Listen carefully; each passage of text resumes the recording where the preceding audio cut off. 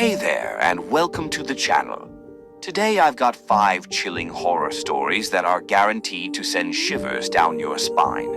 If you love creepy content, don't forget to hit that like button and subscribe for more terrifying tales. Below the ice, Natalia Miles and Alyssa Tran, marine biologists and best friends since grad school, had received a once-in-a-lifetime grant to document unexplored marine life beneath the Antarctic ice shelf. "Can you believe this? We're finally going," Alyssa said, tightening her parka as their research vessel cut through black, icy waters. "It's like science meets sci-fi," Natalia replied, smiling, though her eyes lingered on the icy fog ahead. She'd read online conspiracy threads, ones that mentioned the Ningen, a rumored creature seen by Japanese whalers. White, humanoid, massive, and silent. Let's just hope the craziest thing we see is a squid the size of our sub." They launched their submersible, Iris, into the crevasse known as Point Zeta, where satellite sonar had detected anomalous movement. "Visibility dropping fast," Alyssa noted. The blue glow of the sub's lights barely pierced the freezing dark. At 600 meters, strange shapes began appearing. Not fish, shadows, as if something massive was just beyond their sight. "Natalia, the sonar's acting up. There's something down here. Big." The screen displayed a massive white form, humanoid, then gone. Alyssa laughed nervously. "Just a glitch, right?" Natalia didn't answer. On their third dive, the temperature sensors spiked, freezing readings where water should be. Then came the knocking, rhythmic, from outside the sub. Natalia slowly turned. A hand pressed against the glass, but not human.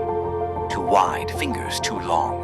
The light illuminated its face, blank, white, mouthless, eyes like frozen voids. The Ningen. It vanished as quickly as it appeared. They screamed back to the surface. Natalia couldn't sleep. She re-watched the footage frame by frame. The Ningen had been real. They weren't hallucinating.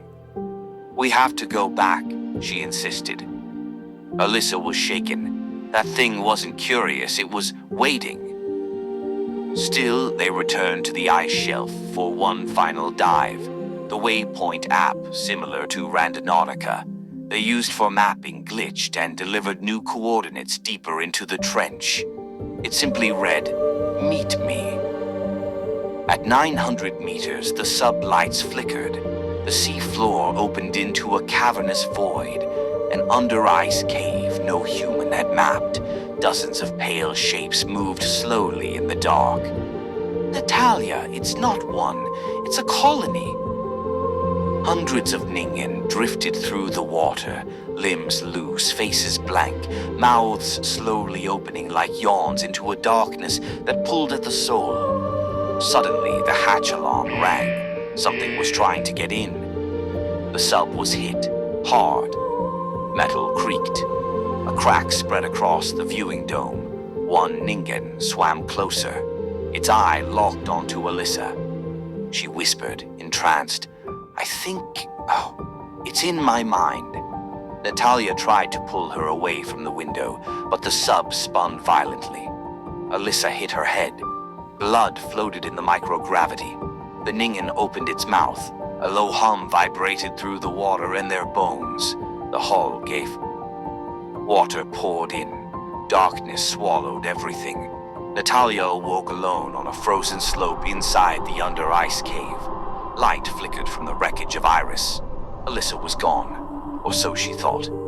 Then she saw her, standing, pale, still, eyes all white. "Alyssa?" Alyssa smiled, and behind her a dozen Ningen stood, waiting. Natalia ran. Ice cracked beneath her feet. Screeches echoed around her, but not from mouths, from minds. She reached the emergency beacon, sent a final message. "They're real, beneath us. They're waiting. Don't come. Don't." The beacon went dead. When rescue teams arrived weeks later, They found no wreckage, no bodies, just one thing, a new sonar signal. A white humanoid shape, watching. Whispers of the Hollow. The town of Halewick was the kind of place people moved to in search of quiet. Nestled deep in the Pennsylvania woods, it was a one-road town flanked by misty hills and swaths of untouched forest. The kind of place that didn't show up on GPS, where the mail was still delivered by a man named Carl, and where people nodded more than they spoke. For Mark Ellison, it was supposed to be a sanctuary. He had grown up here, left for college, then stayed away for over a decade. But after a bitter divorce and a burnout job in Philadelphia, he returned to care for his aging father and take over the family's crumbling home. It had been over 15 years since the incident, long enough, he thought, to forget the screams, the disappearances, the thin man in the woods. But memories have teeth. As he unpacked the last of the boxes in the old Victorian, something cold traced his spine. He paused, fingers brushing over a worn photo album. Inside, faded pictures of childhood, birthday parties, fishing trips, camping in the forest behind the house. And there, barely noticeable, in the background of one image, a tall, faceless silhouette amid the trees. He shut the album. It started with whispers, low, indecipherable murmurs at the edge of sleep. Mark would wake to the sound of wind through the trees, but it was never quite wind, more like breathing. The townsfolk were wary when he asked about the forest. "We don't go in there," old Carl said, voice dropping to a rasp. "Not anymore." "Why not?" Carl looked past him into the woods. "Because it remembers." That night, Mark dreamed of long limbs dragging through leaves, of pale arms extending like branches. He woke drenched in sweat, the window open though he'd sworn it was shut. A pile of dead leaves lay on the floor beneath it. Curiosity outweighed fear. Mark returned to Hollow Creek, the gully behind his house where the forest grew thickest. He brought his camera, a flask, and a flashlight. The trees hadn't changed, still towering and close set, muffling all sound. Even his breath seemed muted. As dusk bled into night, he saw it again. Just a glimpse, too far to photograph. A tall figure, still as death, half concealed behind bark. No face, just smooth, pale skin. As he stared, it stepped backward and vanished. He ran home. That night, he burned the photograph from the album. Technology began to fail. His phone glitched when he neared the woods. The landline buzzed with white noise at 3 a.m. His laptop played back corrupted files of his voice, saying things he never remembered saying. "I see you," the recordings whispered. "Why did you come back?" One day, while showering, steam coated the mirror. He wiped it clean and found words scratched into the glass. "He waits in the hollow." Old Carl stopped coming to deliver mail. Mark found his truck parked at the edge of the woods, keys in the ignition, driver's door ajar. No sign of Carl. A week later, 2 hikers went missing. Their tent was found ripped apart near Hollow Creek. Blood on the trees, no bodies. Sheriff Leary organized a search party. They found nothing. When pressed, the sheriff only muttered, "We've seen this before." In the attic, Mark found his father's journal. Pages of scrawled notes, dates, and sketches of a tall, faceless man. The final entry read, "He feeds on memory. He burrows into the past. You don't see him until you remember, and by then he's already inside you." Mark began to forget things. Days blurred. He'd wake in the forest, no memory of leaving the house. His dreams bled into waking life. He heard his father's voice calling from the woods, but his father had been dead for months. They came at night, not Slender Man, others. Twisted, elongated figures with stretched skin and hollow eyes, echoes of those who had vanished. Carl, the hikers, even Mark's mother, who had disappeared when he was 12. They stared through his windows. They whispered in his father's voice. "Come with us." He barricaded the house, but the whispers never stopped. On the final night, Mark returned to Hollow Creek. He carried the journal, a flare, and the old family camcorder. The trees were silent, the air thick with static. He filmed as he walked. The footage was later found by hunters, the only record of what happened. In the video, Mark walks deeper into the woods, mumbling about memory and hunger. The camera shakes violently, trees seem to stretch, whispers rise. Then, silence. The camcorder falls. Slender Man steps into view, limbs like cables, head tilting, faceless. Behind him, 100 eyes blink from the trees, and then a single, prolonged, static scream. The Ellison house stands empty. Locals cross the street to avoid it. At night, lights flicker in the attic window. Sometimes, when the wind is right, you can hear a man's voice whispering, "Why did I come back?" They say the hollow still waits, and Slender Man never forgets. Echoes of St. Dymphna, the coordinates. Madison was obsessed with abandoned places, urban exploration videos, forbidden sites, thrill chasing. It was her thing. She convinced her boyfriend Connor and their mutual friend Amber to join her latest adventure. The app they used, PathPoint, functioned like Randonautica.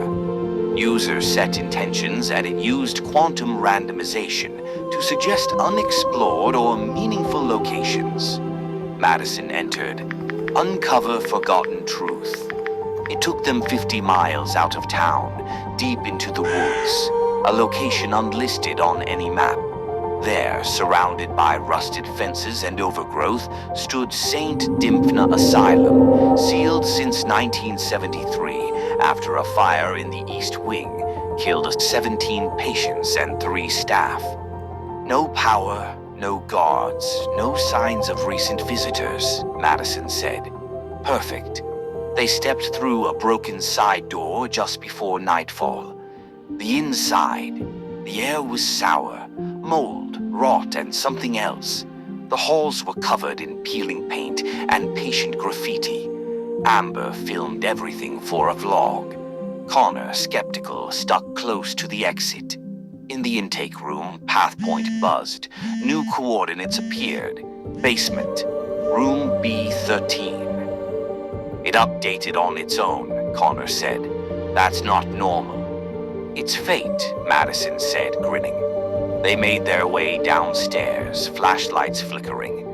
The steps groaned under their weight. Room B13's door was chained shut, carved into it. We never left. The recordings, they found an old file cabinet. Amber opened a drawer labeled B13. Inside, patient notes, photographs, and reel-to-reel audio tapes. One read, Subject 13, voluntary silence. They played it using an old recorder. Static. Then a voice. She watches when the lights die, smiles when we bleed. Connor recoiled. This is sick. The tape ended in a scream. Then the flashlight died. So did their phones. A second voice whispered from behind them. She knows you're here. Isolation. They ran. The hallways changed. The doors appeared where they hadn't before. Walls warped. Connor vanished first. They heard him screaming through the walls, then silence. Madison and Amber found a recreation room covered in handprints. On the wall, a message painted in what looked like blood. Smiling silence. Do not disturb her. A woman's laughter echoed from the ceiling vents. Amber wanted to leave. Madison insisted they find Connor. Then PathPoint pinged. Room 401. She waits. Room 401. They reached the 4th floor. Door 401 was ajar. Inside, a child's room, pink wallpaper, a cracked dollhouse, a rocking chair that rocked slowly on its own. Amber spotted Connor in the corner. He faced the wall, whispering to himself. "Connor." Madison stepped closer. He turned. His eyes were gouged out, a grin carved into his cheeks. "She made me see. Now I don't need eyes." Amber screamed. Madison froze. From under the bed, a pale hand reached out. The silent one. Amber ran. Madison was pulled beneath the bed. Screams echoed through the asylum. Amber made it to the lobby, but the door was gone. She heard footsteps behind her. Turned. A girl stood there, maybe 9 years old, in a blood-stained hospital gown, mouth stitched shut. She raised her hand and pointed. Path point buzzed. One final step. Room B13. Amber shook her head, crying. The girl screamed, not aloud, but inside her mind. Amber staggered to the basement. B13. Room B13's door was open. Amber entered. Inside, rows of old dolls, walls covered in teeth. In the center, Madison floated in midair, eyes black, mouth torn wide in a permanent smile. "She chose me," Madison whispered. "She only wanted one, but now I'm her voice." The door slammed shut. A week later, hikers found the asylum's exterior untouched, but anyone who used PathPoint within 50 miles now received the same coordinates. St. Dimna, room B13. One by one, they answered the call, and none came back. The final drop. In the outskirts of a forgotten town, long abandoned and overrun with decay, stands the old Whitman chemical plant. Once a bustling center of industry, it has become a hollow shell filled with rusted machinery, broken glass, and shadows that seem to breathe with malevolent life. The town's residents avoided it, whispering stories of strange lights and disappearances, but no official explanation ever emerged. For years, the Foundation kept a close eye on the site, knowing that something was amiss. Rumors of anomalous activity had circulated among agents, stories of strange phenomena, unexplained deaths, and a mysterious object that seemed to control or influence the environment. SCP-205. Art. A team of Foundation specialists was dispatched to investigate reports of bizarre behavior in the area. Their mission to locate, contain, and understand SCP-205 before it could cause further harm. The team consisted of Dr. Marcus Lane, a senior researcher specializing in anomalous liquids; Agent Ramirez, a field operative experienced in dangerous entities; and Technician Lisa, responsible for data collection. Their entry into the plant was met with an oppressive silence, broken only by the echoing clangs of machinery long gone silent. Inside, the air was thick with the scent of mold, chemicals, and something else, something metallic and foul. As they navigated the dark corridors, the team noticed strange puddles of dark liquid on the floors, shimmering unnaturally. The walls seemed to pulse faintly, as if alive. In a large storage room, they found a container marked with the SCP-205 label. The container was sealed but cracked, with a viscous, dark liquid seeping out. Dr. Lane carefully collected a sample, noting its oily consistency and faint glow. Suddenly, the liquid inside the container shifted. Ripples spread across the surface as if it were alive.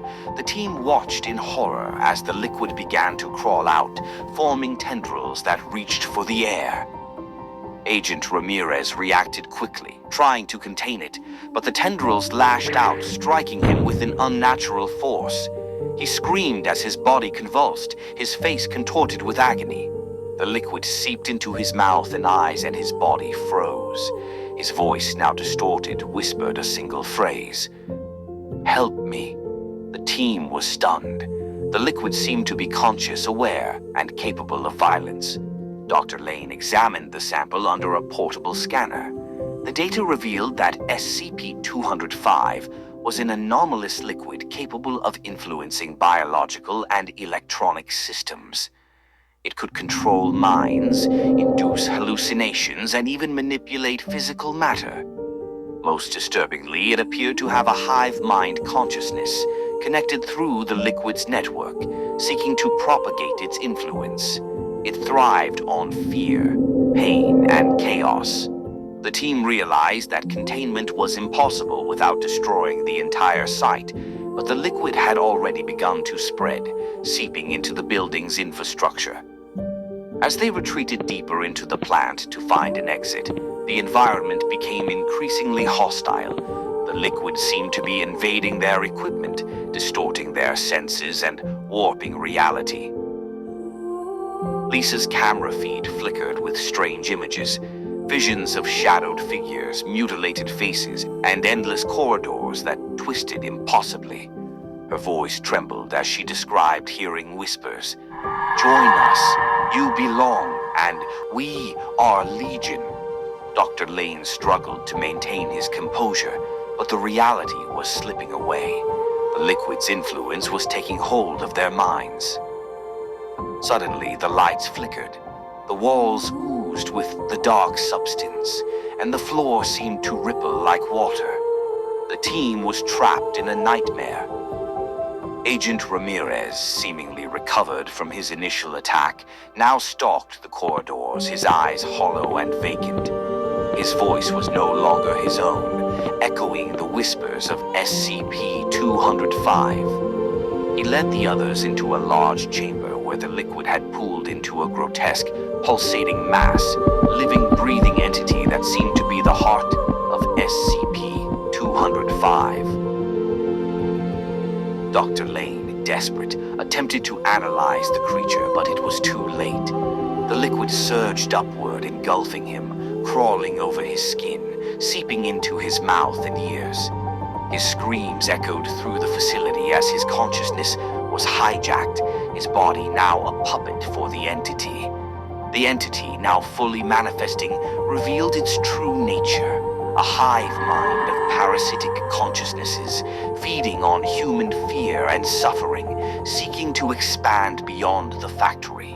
It spread through the facility, corrupting everything, machines, electronics, even the environment. The walls bled with the dark liquid, which now seemed to have a life of its own. Outside, the town's residents reported strange phenomena. Lights flickering, shadows moving, and the distant sound of anguished screams. The Foundation's emergency protocols kicked in, but containment was impossible.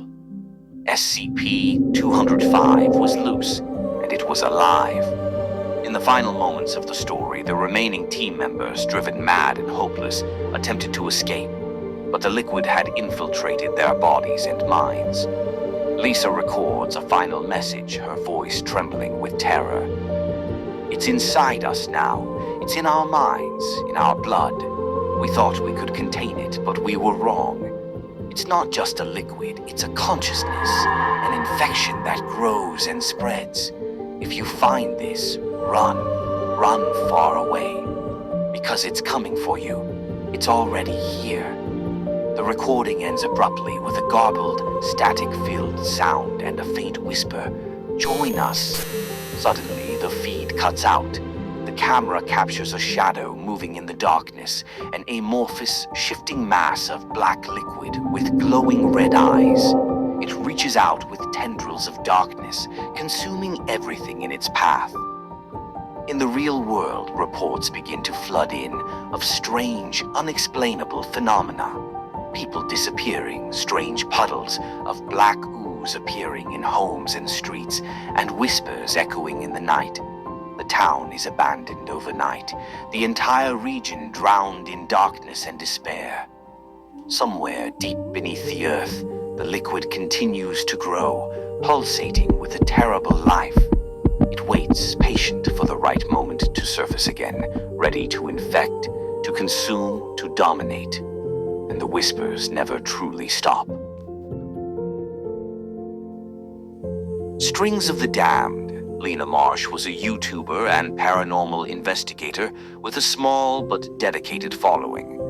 In search of fresh content, she traveled to Key West, Florida, where a local museum housed one of the world's most haunted objects, Robert the doll. People say if you take his photo without asking, he curses you, said the museum guide. Strange things happen, accidents, madness, even death. Lena laughed it off. She took a selfie with the doll and whispered, "Sorry, Robert." 2 weeks later, Robert arrived in a wooden crate at her apartment in Chicago. No return address. "Look what showed up in my mail," Lena announced in a new video. She treated it as a prank. Her viewers loved it. She placed Robert on a shelf in her filming room. Then things got weird. She began hearing footsteps at night. Her dog growled at the doll constantly. Lights flickered during her live streams. Comments poured in. "Lena, did you hear the whisper at 4:23? Robert's head moved. Check frame by frame at 7:12. Lena brushed it off as viral hype until her dog went missing. Lena woke with 3 deep scratches across her shoulder. No memory of how they got there. That day, her bathroom mirror shattered on its own. Her computer hard drive corrupted. Every file gone. She reviewed footage from her night vision camera. At 2:43 a.m., the doll appeared to rise from its seat and vanish from frame. She didn't sleep that night. Lena returned to the museum to return the doll. "We didn't send him," said the curator. "We don't loan Robert out, ever." She showed him the crate. His face paled. "That's not our shipping method. That's older, like the original." Lena begged them to take the doll. "He's chosen you," the curator said. "You must ask for forgiveness." That night, Lena knelt in front of the doll and begged. She left an offering, candy, a toy train, and a letter of apology. Nothing changed. Lena's friends stopped visiting. She lost her job. Her landlord found strange symbols carved into the walls of her apartment. Lena spoke less and less in her videos, letting Robert sit beside her, staring into the lens. In one stream, she didn't blink for 12 minutes. She claimed she was fine. Her eyes told a different story. The final video appeared on Lena's channel at 3:33 a.m. No title. It showed her sitting in the dark, Robert on her lap. She whispered, "He wants you to see." The camera panned on its own across the room. Scrawled in red on every wall, "He never forgives." The video ended with Lena screaming and the sound of strings snapping. Police found her apartment empty. Walls gouged, blood dried on the ceiling, a child's voice box ticking endlessly. Robert was gone. 1 week later, a new YouTuber received a package. No return address. Inside, a doll and a note. "You forgot to ask." Thanks for watching. If you enjoyed these horrifying tales, don't forget to like and subscribe for more. Want even more chills? You can find my books on Amazon. Just search for Lex Kin.